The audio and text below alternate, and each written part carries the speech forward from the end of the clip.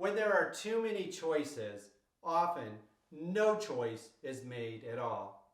My wife and I experienced this firsthand when we were recently shopping for a new car.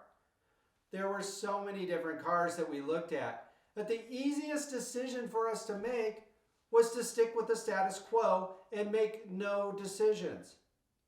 Now, this is not limited just to people who are purchasing cars.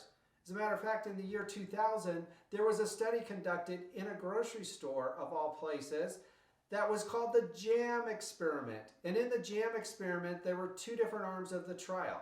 The first arm had 24 different jams for customers to try.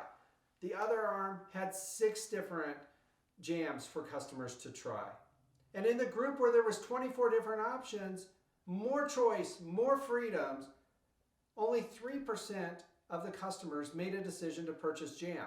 And in the group where there were 6 different options, 30% of the customers made a decision to purchase the jam. There was a tenfold increase in the number of purchases of jam by limiting the choices that were available. Why does this happen? Well, one explanation is there is a fear of making the wrong decision.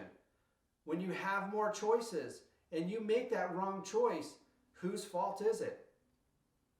It is your fault for making that wrong decision. And we feel that when we're making those decisions. So how do we get over that fear of making a wrong decision? Well, the way that my wife and I got over that fear when we were looking for a new car is we created a framework of being able to look at what were the 3 most important characteristics that we wanted in a car, and then making a decision based off of those 3 characteristics, which limited our options down to 3 options versus over 20 different options. And that allowed us to really hone in on what was most important for us based off of our goals, based off of our family, and based off of our future. And when we're in those situations where we're making those decisions for ourselves in the future, or if we're trying to help somebody else make a decision that would be best for them, creating a framework to help limit those choices could be the best thing that you do for yourself and for others.